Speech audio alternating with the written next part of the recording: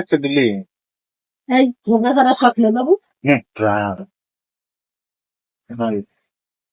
এই সে আসলেন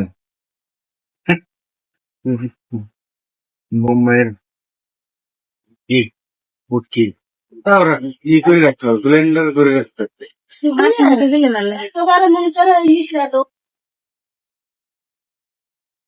এটা কি তুমি ভালো খাও? হুম, এটা হচ্ছে যে পটল ভাপা।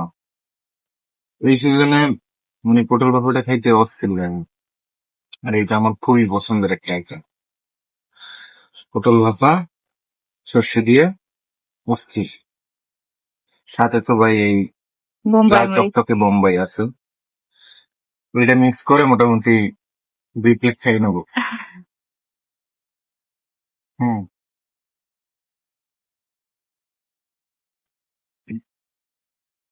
গরম গরম ভাতের সাথে পটল ভাপা আপনারা একবার ট্রাই করে দেখুন। কি এর ভাই, গরুর গোস্ত আর কি এর খাসির গোস্ত সব ফেল হয়ে যাবে।